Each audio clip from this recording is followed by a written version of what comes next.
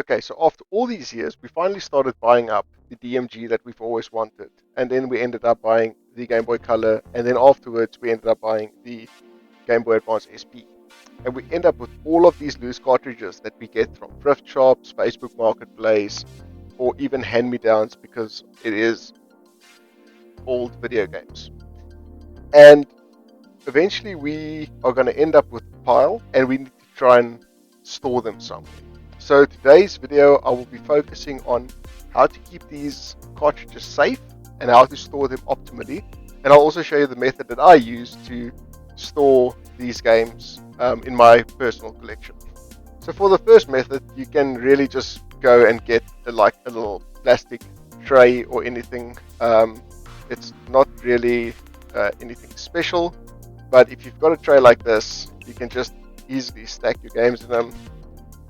It makes for a nice clean storage solution. The only problem that I've got with this style of storage is, as you can see, the SP games are a bit of a different size, and what really becomes a problem is when you have games like the Color, which has got the little blotch or the standout at the top. That also becomes a bit of a storage problem, but not too much. And this is a really nice way if you just want to put it on a shelf, safe, out of reach, and yeah, it's a good method to store it. So the second method is if you're really on a budget and you basically just want to throw your cards into a drawer somewhere, you can buy these little baggies from pretty much any gift shop. It works well, it keeps the games safe. It wears out after time if you keep reusing them, but if the purpose is to purchase, let's say for instance, a copy of Pokemon Yellow, and you just want to put it in to a baggie and forget about it, then this is a really nice way for you to do it if you are on a real budget. I'm going to have to get rid of Goku at this point.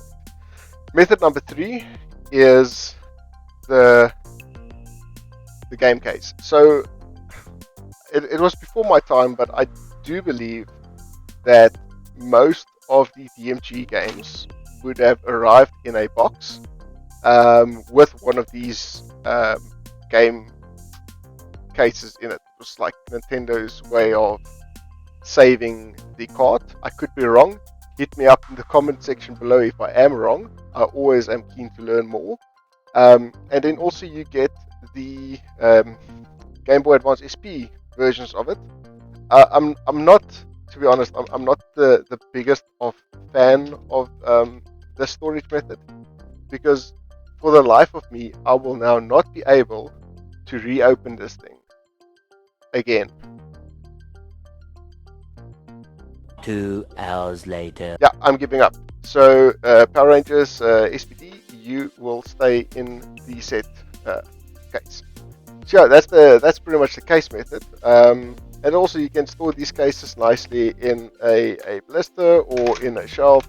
The cartridges are pretty much 100% protected from any external damages, unless you drop it obviously from a high height.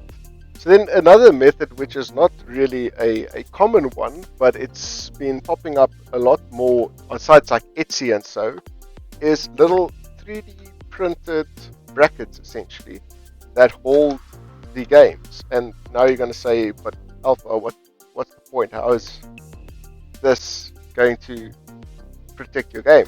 Well, these files that's available on Thingiverse, and I'll link it down below, are 100% compatible with old cassette cases. Now these you can pick up for fairly cheap at thrift shops or pretty much anywhere where you can find old stuff.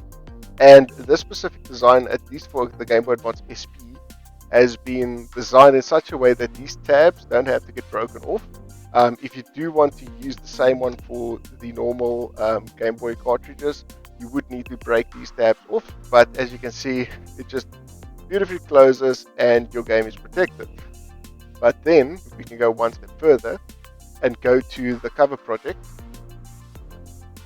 which is a site that has got a lot of custom covers on it that you can just print on your home printer, and you could actually go and print yourself a little cover for your case,